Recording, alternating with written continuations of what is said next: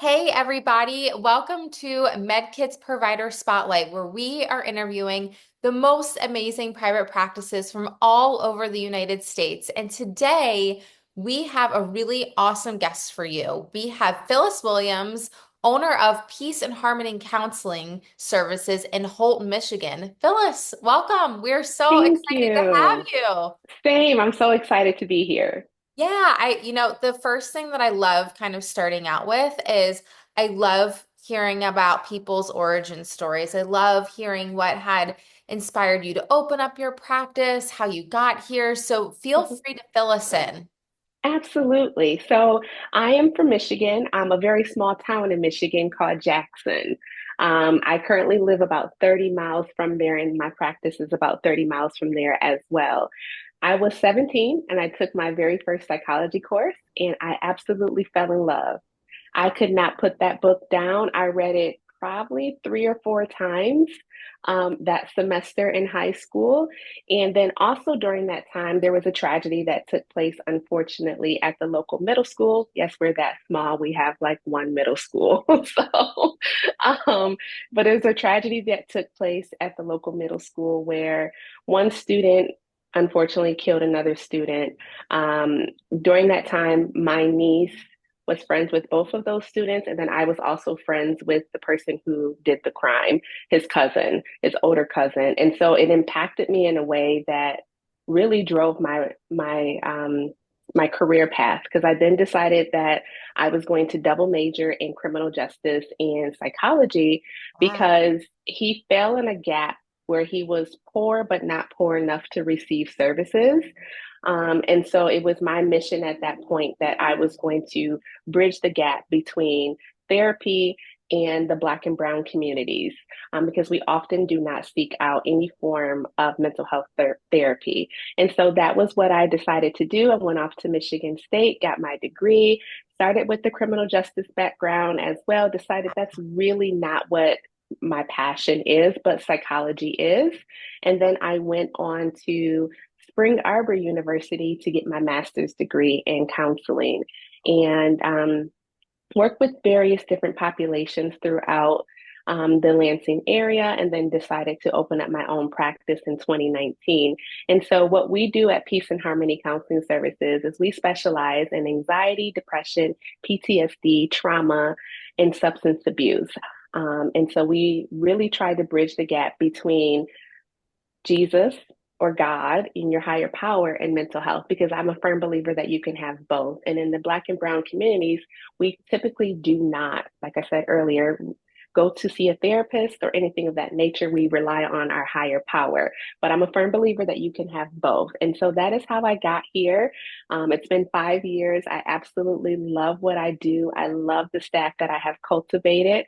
We are all in the same mindset of bridging the gap and really helping people understand that therapy is more than just um, I'm spilling all of my beans to a stranger, right? And Yeah. I'm upheaving family secrets and things of that nature. No, it's all about healing and growth.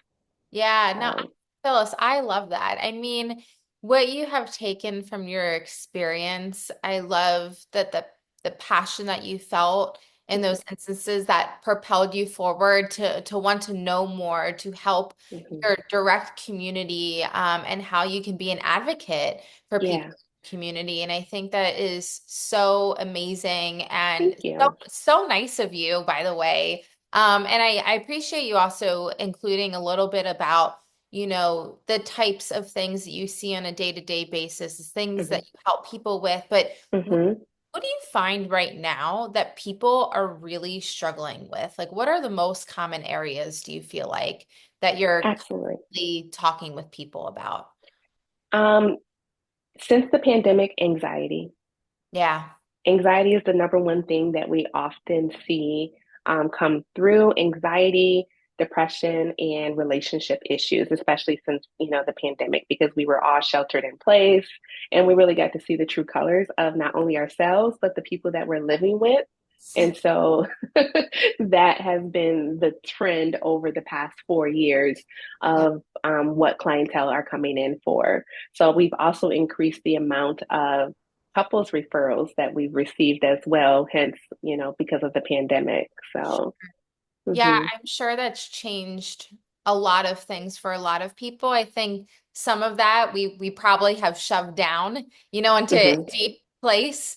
But yeah, I think it's really important. I think, yeah, COVID, while, 2020 was still 4 years ago, I think to a yeah, lot of people, we're still reliving some things that, hmm had happened then, and trying to figure out a path forward. So I can definitely see how even though it was 4 years ago, there's a lot of trauma and a lot of things that we yes. were exposed to that, it was like kind of charting new territory, right? Oh, yes, most definitely. I had just started my practice, not even a full Yeah, year before the pandemic hit. So we had to re-switch our entire model. We were only in person, and then we had to go to telehealth. And that was very new for us because, well, even though telehealth was a thing, it wasn't a yeah, common practice for sure. 99% of the therapists across the world. We were all in person. And so to we had to also change our mindset because we read body languages for a living. We pick up on the unsaid cues that our clients are telling us. And sometimes that's hard because clients don't want to be on camera, or you only see their head, you don't see the rest of their body, things of that nature. So it was a transition for us as well. Yeah, that's a really interesting insight. It must have been, a definite learning curve when you're used to seeing hmm people in person and you can't see what their hands are doing and you hmm don't know how really nervous they are, hmm how uncomfortable, and those are all the things that you would traditionally pick up on. But Yeah. I loved hearing about how you had transitioned everything and had, whether it was, planned or not planned, you had kind of moved where people needed to go. And I hmm think that speaks to your approach, which I'd love to hear more about. What would you say is different about you guys? hmm Obviously doing the telehealth and having certain things that you focus on and help people, hmm but what else about your approach that you think is different? Absolutely. So for myself, I pride myself on allowing my clients to show up authentically themselves. Hmm. And telehealth has really allowed us to do that because they're in the privacy of their homes. I see some of my clients sitting in their bed. They're fully clothed, but they are still in their beds, and Right. which gives them a different autonomy when it comes to expressing how they feel or the things that they're currently struggling with because most people feel really safe in their beds. Right. And so that's creating a safe space for them. But also with me, I am just a very welcoming and honest and warm person. I pride myself on two things, being human and kind. Okay. And so I approach my therapy sessions that way as well, where I allow my clients to just fully be themselves, to have a safe space, because most people throughout their lives, for whatever reasons, they never feel seen, heard, or loved. And so I create that space for them where they feel very seen, they feel very heard, and they feel very loved, and they also feel very safe in those moments when we're spending time together. So that helps me to create a very good therapeutic bond with my clients where um, they don't always see me as like their therapist. They see me more so as like a friend, but with Mhm. boundaries, if that makes sense. So we still keep the professionalism, but it's like almost like a warm blanket, you Yeah, know? I Mm-hmm. totally get that. It's nice to go somewhere where you feel like you're being heard, Mm-hmm. and that it is a safe place. Mm-hmm. Sometimes, you may tell a girlfriend something that you may not tell a stranger, but I love that you Mm-hmm. have kind of blended the two and like Mm-hmm. I'm here to listen. This is a safe place. But coming to it as just feeling comforted in a way. Yes. I think that's Yeah. that's really awesome. I think that's a fantastic approach. Something that I would really kind of changing gears a little bit, something that I'd love to talk to you about that I think is kind of a fascinating topic because Mm-hmm. it kind of there's so many different options and so many different Yes. answers, and everyone has a different perspective on this.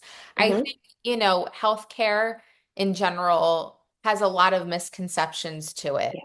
Dr. Google is out there. People are Yeah. reading what Dr. Google has to say, for better, for worse, Yes. in some cases.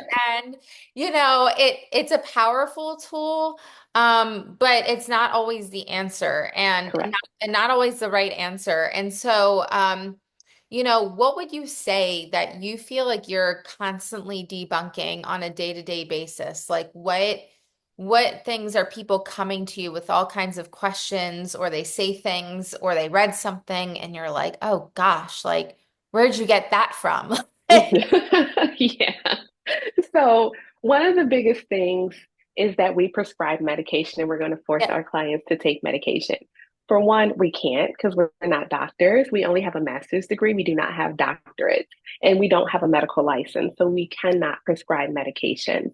But that is probably the number one thing that when I have a new intake, a client will say, I don't want to be on meds. And I'm like, okay, that's fine. I was like, but just an FYI, one, I cannot prescribe medication to you because yeah, it's out of my scope and out of my wheelhouse.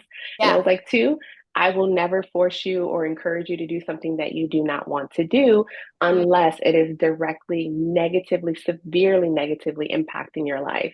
For sure, example, if you are like on a 10 all the time with your anxiety, where it is preventing you from leaving your home or going to work or things of that nature, then yes, we probably should look at some form of medication to help maybe get you to a 5 or even an 8 where you yeah, can have a better quality of life, right? But that doesn't mean that I'm going to force you to do that.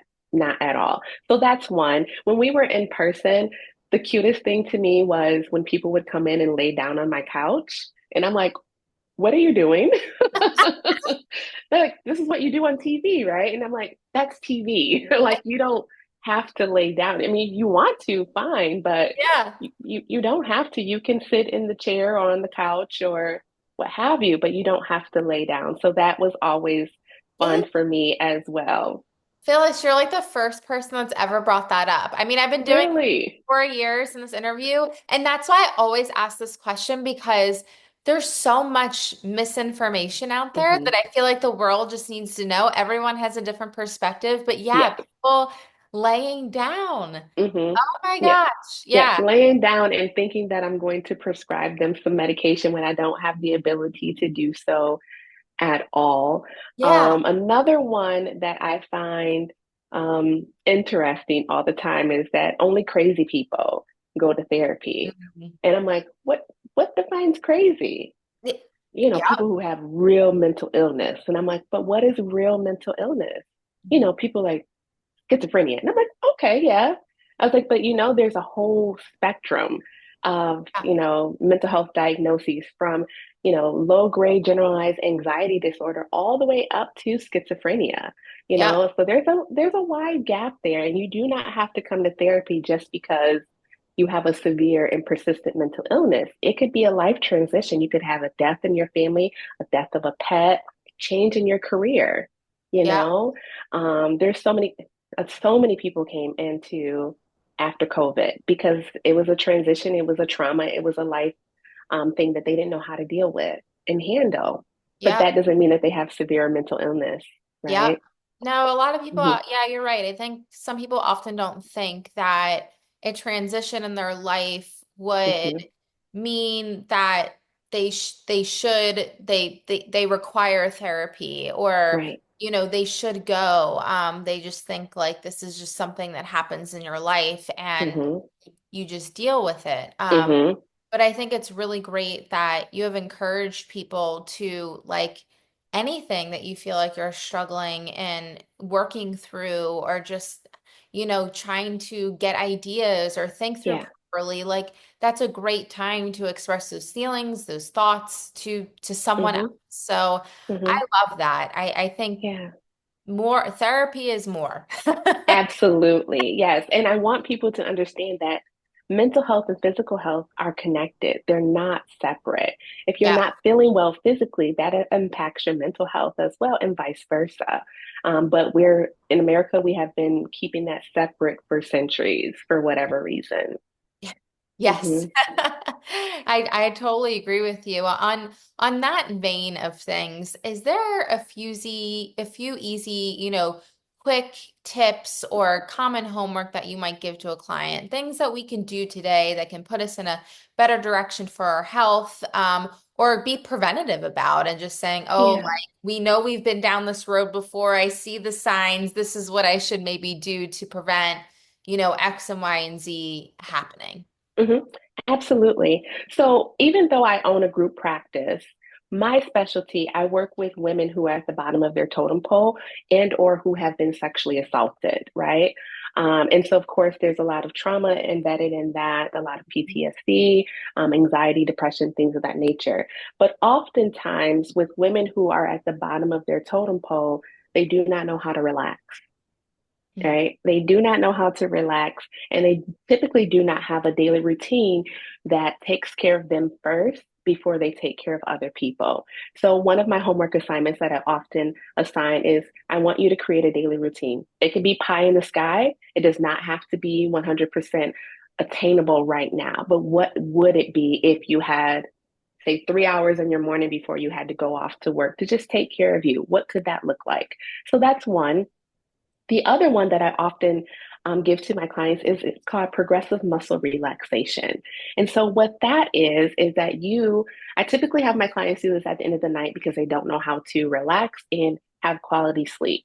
So what I will ask them to do is after you've done all the things that you needed to do for the day, you get in the bed.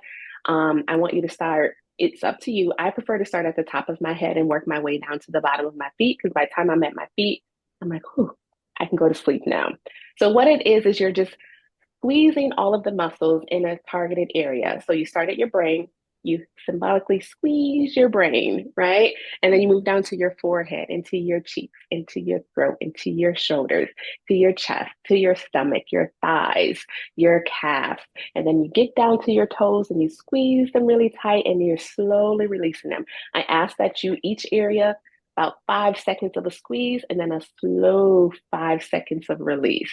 So it's just getting all of the tension and anxiety out of your body and relaxing you to have a restful night's sleep. So that's one. My other one is called the tree exercise, right? It's a journaling exercise that I give to my clients.